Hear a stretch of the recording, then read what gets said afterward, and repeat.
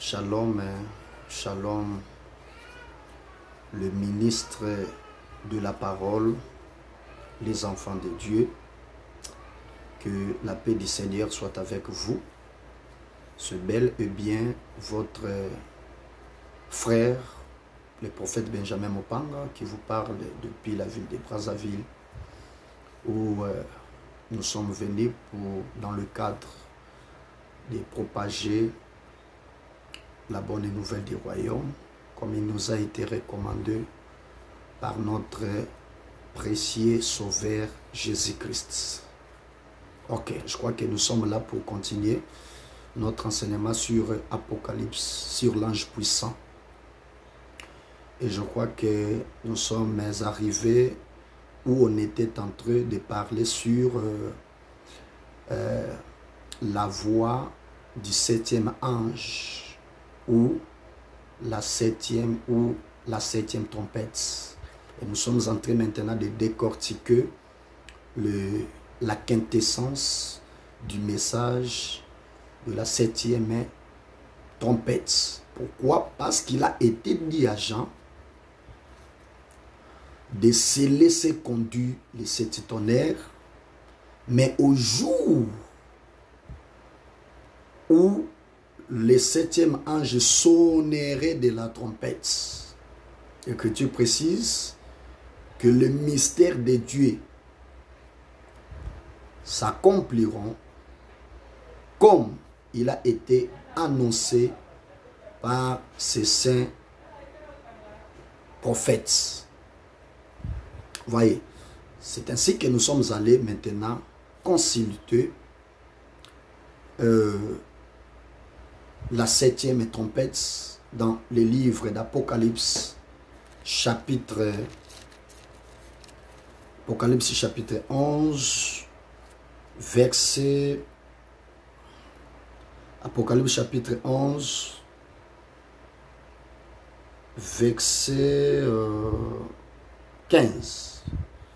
L'Écriture dit: le septième ange sonna de la trompette, et il y eut dans le ciel des fortes voix qui disaient: le royaume du monde est remis à notre Seigneur et à son Christ, et il régnera au siècle des siècles. Verset 19, je saute et je prends le verset 19e. Et le temple de Dieu dans le ciel fut ouvert, et l'arche de son alliance apparut dans son temple. Et il y eut des éclairs, des voix, des tonnerres et un tremblement de terre et une forte grêle. Nous avons dit que dans la septième trompette, il y a deux événements. Vous voyez?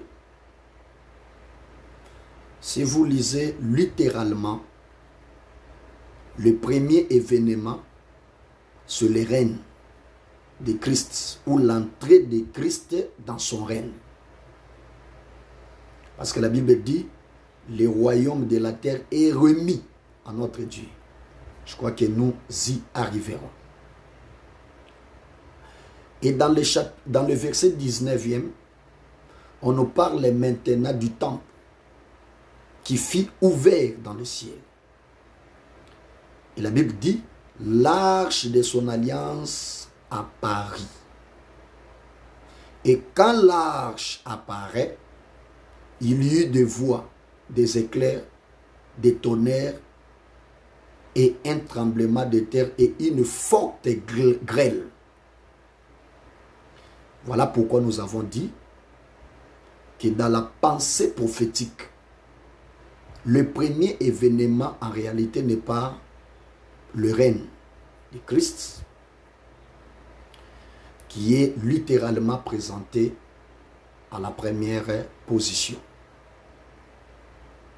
Mais c'est l'apparition de l'arche. Le premier événement, c'est l'apparition de l'arche. Parce que je vous ai dit que les Écritures, ce sont les désordres de Dieu. Vous voyez, Tandis que le ministère de la parole, c'est l'ordre de Dieu. Vous voyez, parce que c'est le Saint-Esprit qui met en ordre ce que Dieu a déposé dans les désordres. Oh, gloire au Seigneur. C'est pour cette raison que vous allez voir qu'à l'époque de David, les matériaux pour la construction du temple étaient en désordre. David les a laissés en désordre. C'est Salomon maintenant qui viendra mettre à l'ordre, mettre en ordre. Vous voyez, tous les ustensiles, tous les matériaux. Gloire au Seigneur. Or, David, qui a laissé les choses en désordre, c'est Dieu le Père. C'est Dieu le Père qui, dans l'ancienne alliance, a déposé les choses en désordre. Vous voyez, a déposé les choses en désordre. Mais lorsque le Fils viendra, Salomon, dont tu les questions, c'est la personne de notre Seigneur Jésus-Christ.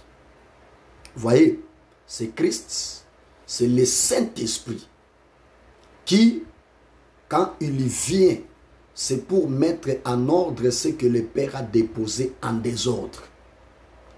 Vous voyez, et le Saint-Esprit fait ce travail grâce au ministère de la parole.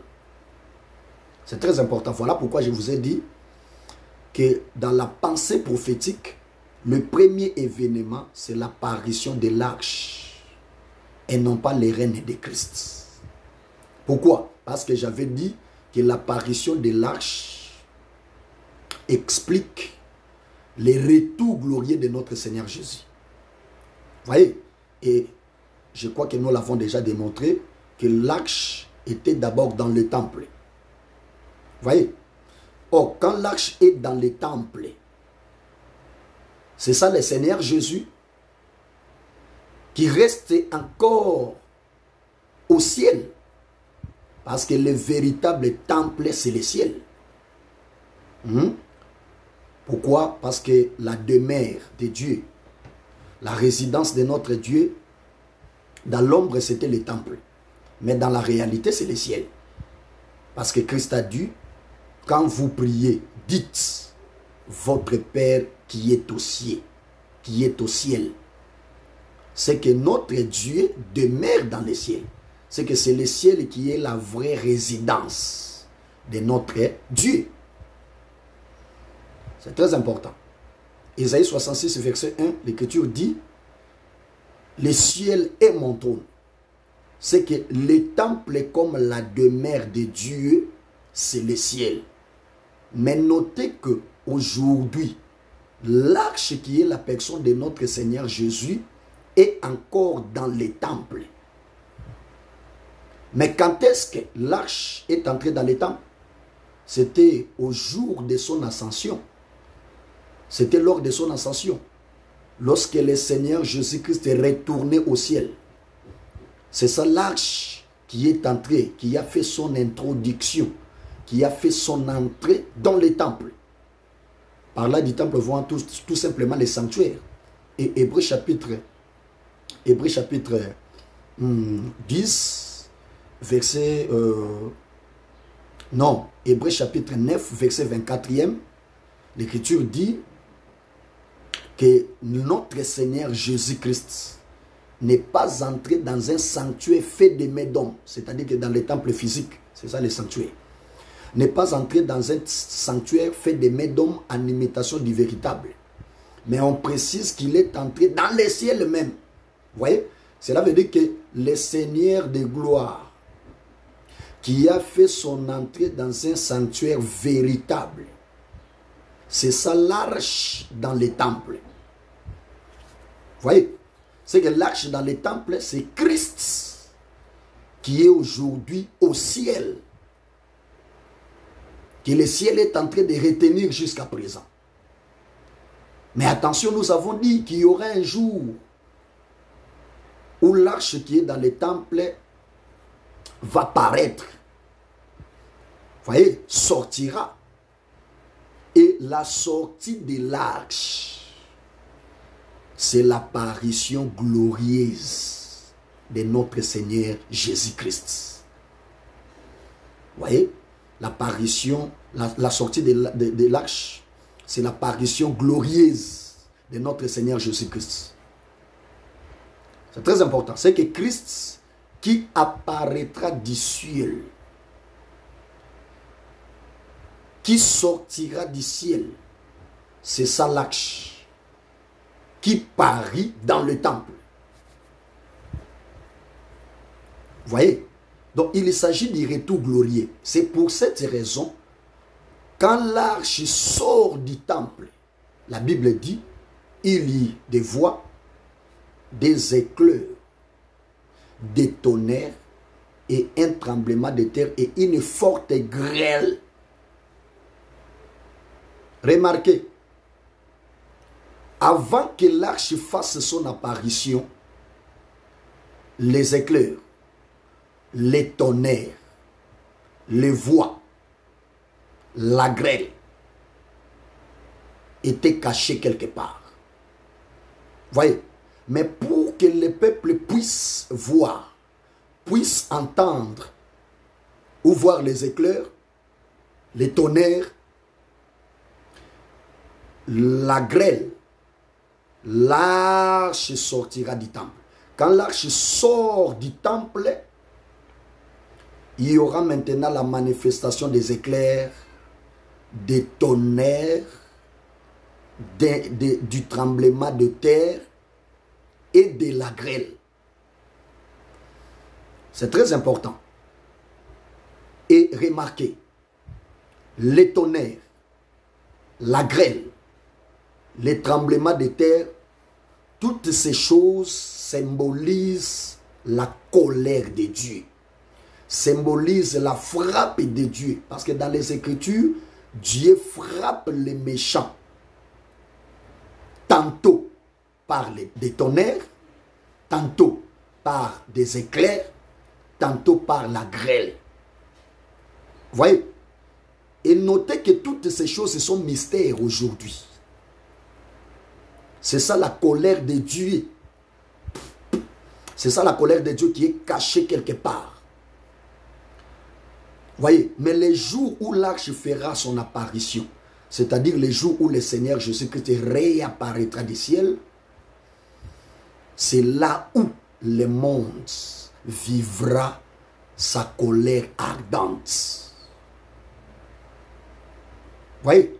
C'est là où le monde va voir les éclairs, les tremblements de terre, la grêle, ainsi de suite.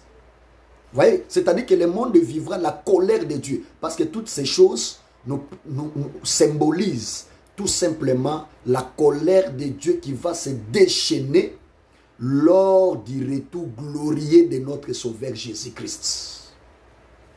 Quand je dis ça, ce n'est pas moi. Lisons les Écritures. Je suis dans Agé, dans le livre d'Agé chapitre. Prenons Agé chapitre 2, verset. Agé chapitre 2, verset 17. Agé chapitre 2, verset 17. Voilà.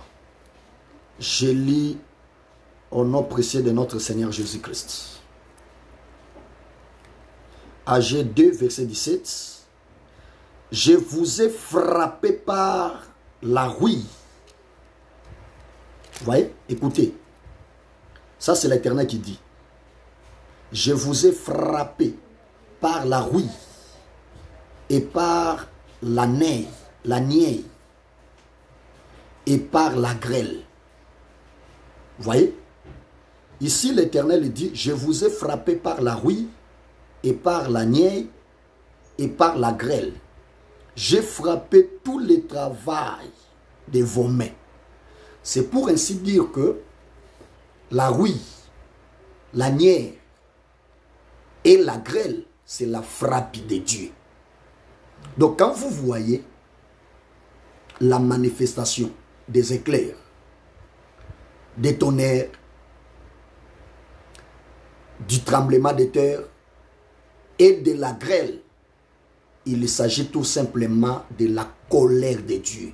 Il s'agit tout simplement de la frappe de Dieu.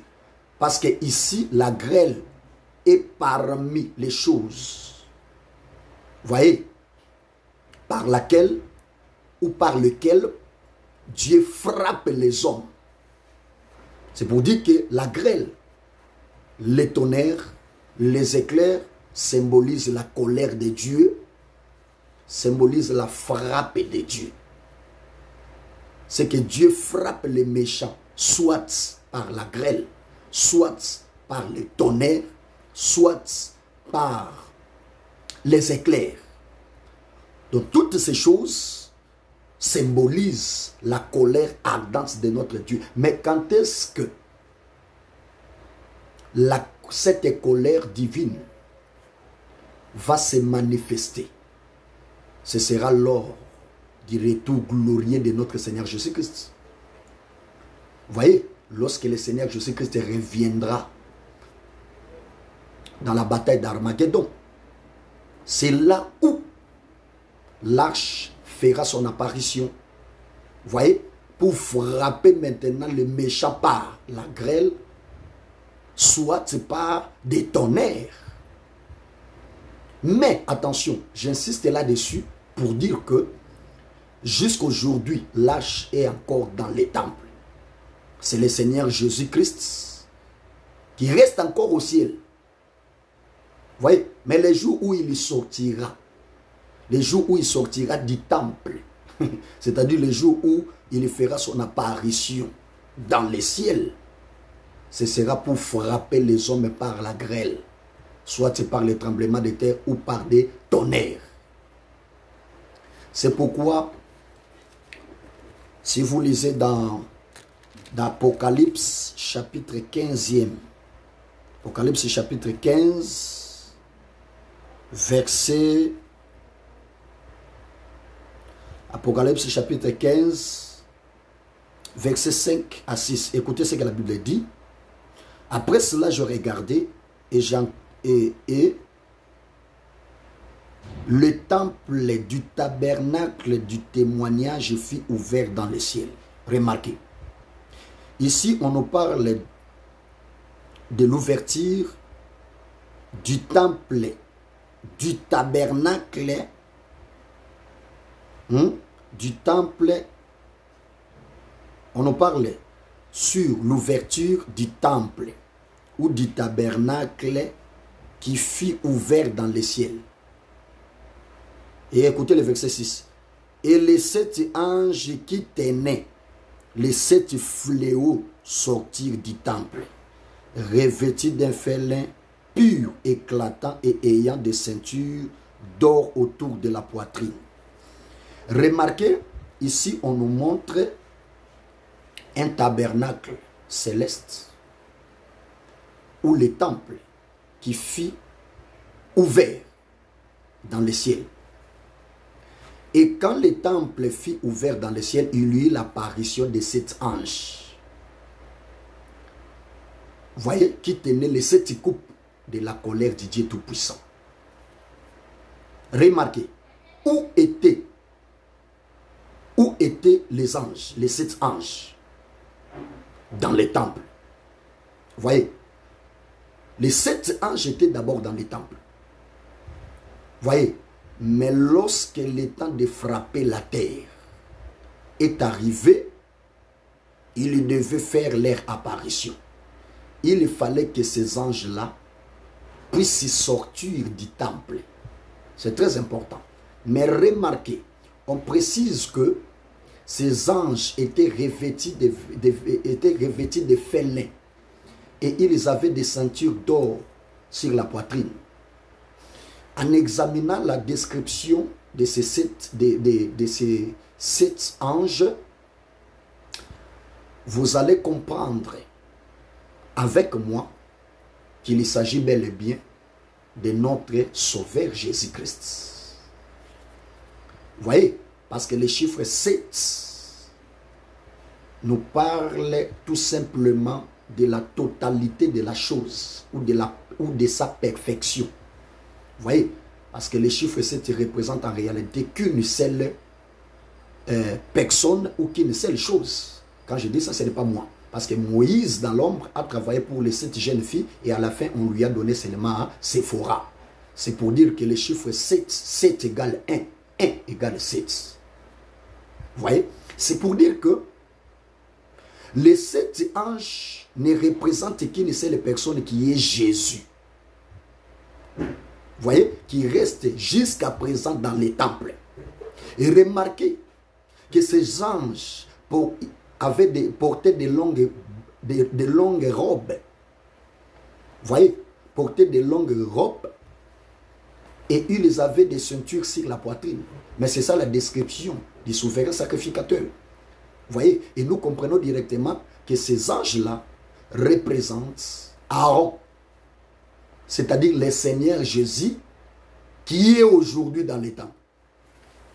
Vous voyez? En d'autres termes, il représentait le souverain sacrificateur Aaron. Qui est dans les temples. Mais qu'est-ce qu'il fait là-bas?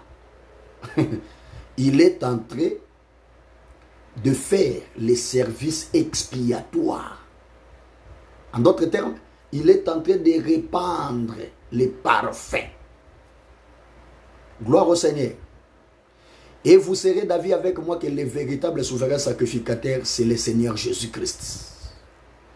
Quand je dis ça, ce n'est pas moi. Là, il faut lire. Là, il faut lire Hébreux chapitre 9, verset 23e. La Bible dit que Christ est venu comme un souverain sacrificateur de biens à venir. Vous voyez, c'est que les 7 anges représentant les souverains sacrificateurs, c'est le Seigneur Jésus qui est aujourd'hui dans les temples. Les temples dont il est question, c'est le ciel. Mais qu'est-ce qu'il fait là-bas? L'œuvre de l'expiation. Vous voyez, il est en train de répandre les parfaits sur l'autel d'or dans le sanctuaire, afin que toi, tu reçoives le pardon des péchés. Vous voyez, il est en train de répandre sur les propitiatoires le sang, son propre sang. C'est très important, son propre sang. Afin que tu reçoives le pardon des péchés. Gloire au Seigneur, parce que les propitiatoires aujourd'hui, c'est tout un trône divin. Où le souverain sacrificateur Jésus-Christ est en train de répandre son propre sang, afin que tu obtiennes la rédemption éternelle. Vous voyez, afin que tu obtiennes la rédemption éternelle. C'est pour cette raison que nous croyons qu'aujourd'hui, le trône divin porte la couleur rouge. Vous voyez? Mais qui a rougi ce trône? Qui a rougi ce trône? C'est le souverain sacrificateur. Et le véritable souverain sacrificateur, c'est le Seigneur Jésus, qui est entré dans un sanctuaire véritable, qui n'a pas été fait de mains d'hommes. Et il est en train de répandre son propre sang sur les propitiatoires, c'est-à-dire sur les trônes divins. Et désormais, les trônes qui étaient l'autre fois blancs, les trônes qui frappaient l'autre fois, devient maintenant un trône rouge. Mais qui l'a rougi, qui l'a abîmé?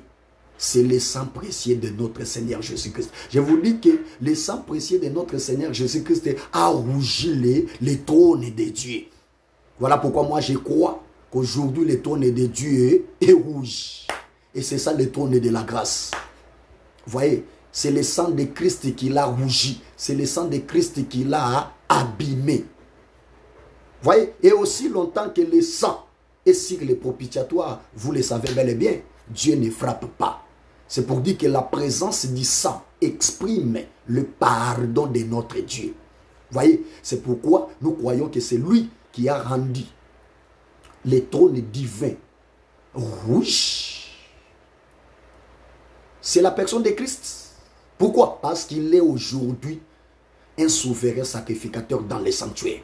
Et il fait ce travail afin que tu obtiennes la rédemption éternelle, afin que tu obtiennes le pardon de tes péchés. Si Dieu peut pardonner tes péchés, c'est parce que dans le temple, il y a un souverain sacrificateur. Gloire au Seigneur. Il est en train de répandre le sang, d'asperger sur les propitiatoires, afin que tu obtiennes la rémission du péché. Oh, gloire au Seigneur. C'est très important. Vous voyez? Donc ce sont là les 7 anges qui sont dans les temples. Mais attention, il y aura un moment où ces anges vont sortir. Très important. Or, la sortie de ces anges illustre que l'œuvre de l'expiation a pris fin. Quand vous voyez les anges représentant les souverains sacrificateurs sortis du temple, comprenez directement que c'est la fin de l'intercession. L'œuvre de l'expiation est achevée. Alors, le souverain sacrificateur doit maintenant sortir du sanctuaire pour manifester la colère ardente de notre Sauveur, Jésus-Christ de Nazareth. Pour manifester la colère ardente de notre Dieu. Vous voyez, c'est que la sortie de ces anges du temple explique l'apparition glorieuse de notre Seigneur Jésus-Christ lors de la bataille d'Armageddon.